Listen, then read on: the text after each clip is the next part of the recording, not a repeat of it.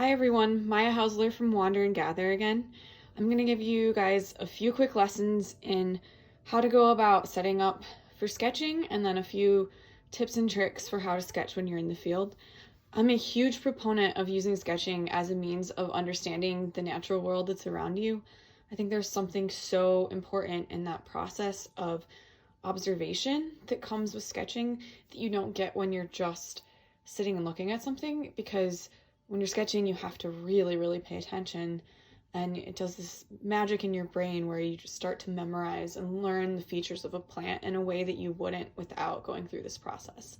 Because of that, I don't think it's very important that you have a background in art at all. Like, you could have none and you can do this. You might not get the most beautiful sketch out of it. You might be surprised and will get a beautiful sketch, but you're definitely going to get something that helps you learn. Now I'm going to show you my sketching kit, which I take into the field with me. First, I have a sketchbook. Any old sketchbook will do, but I do recommend something like this Strathmore pad that has an 80-pound weight or higher so the water doesn't bleed through. Then I have a pencil case containing a mechanical pencil, leads, an eraser, 2-micron fine line markers, and 2 different sizes of old brush. Now you want an old brush because they are going to get beat up. Also contains a small travel watercolor kit. You can find these online.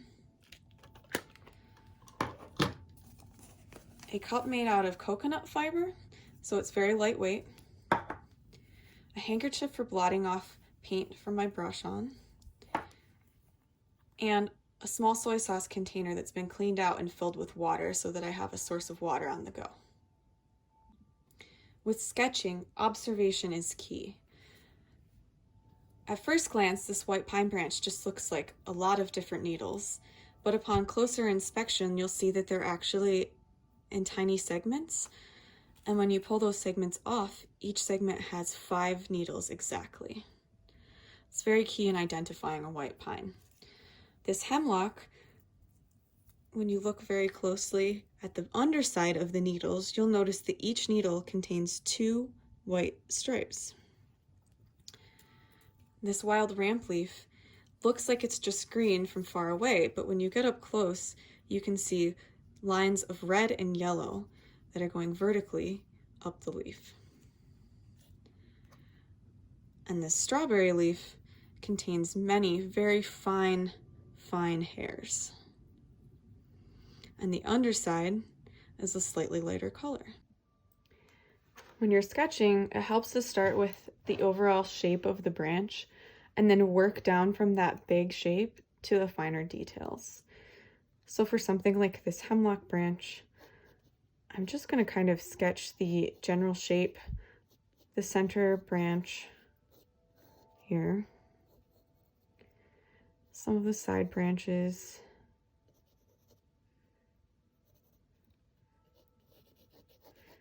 give it a little more meat, and then that actually angles. It's where the eraser comes in handy. And then the general shape of the needles here, just to give an idea of where they go. All right, so there we have the big picture. Once you have the overall shape taken care of, then you can come in and start to add in some of the minute details. So look at your plant a little bit closer up. Kind of get a feel for the shape of the needles, if it's an evergreen, or the shape of whatever part of the plant that you're drawing, and start to add that in. So I can see there's a little teeny needle here and a larger one next to it. Now, if you don't get the shape quite right, you can always come back in. But you just want to start adding needles where you can see them.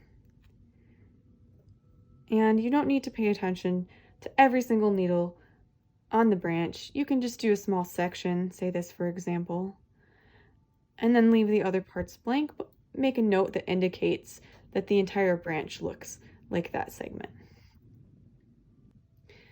If you want to emphasize a portion of the plant, you can use this fine line marker to really give it a strong detail. You can either come in on top of the pencil lines that you've already put down, or you can always come in and draw what you see directly with the marker if you're feeling confident. This can be really useful because pencil will smudge if you try to add watercolor on top of it. So by doing this, I've made an area of my sketch that I can then erase the pencil and add color once I've completed this pen outline.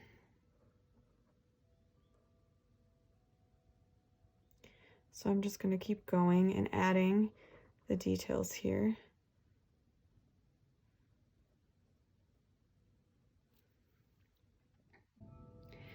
Color mixing is one of my favorite parts of the process, but I know for a lot of you it's a little bit daunting. So I recommend that if you're struggling to look up some color theory on the internet.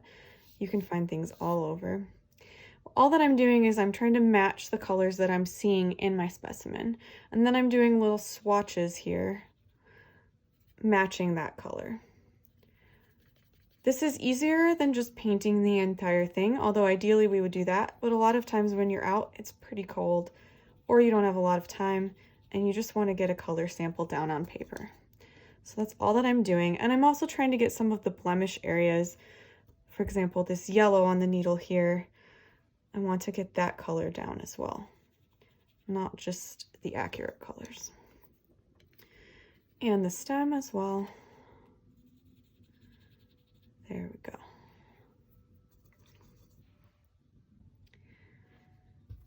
Now, if you do want to color some of your sketch in, you can do that by erasing this portion where we have colored over with markers. We want to get the pencil out of there because it will smudge and make your paint darker.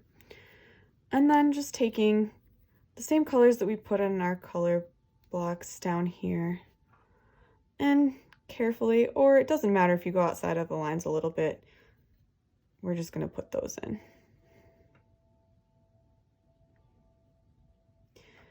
Now on something that has a little less pencil like here, I could go on and put the paint directly on top of the pencil. That is an option, but for areas where there's a lot of pencil, it's just going to smudge and look kind of dark and dingy. So that's the basics of sketching when you're out in the field.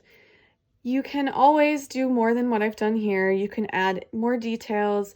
You can do a close-up, for example, of the little white lines on the back of the leaf. Anything that you see on the species that you're examining that might help you in identifying it. What I do is if I already knew what the species is, I'll write it in the upper left-hand corner. If I don't know what it is, I go home. I use some guidebooks like these finders or just a regular old guidebook. And I look up the things that I've indicated. So I take a lot of notes as to get the idea of what the plant is like.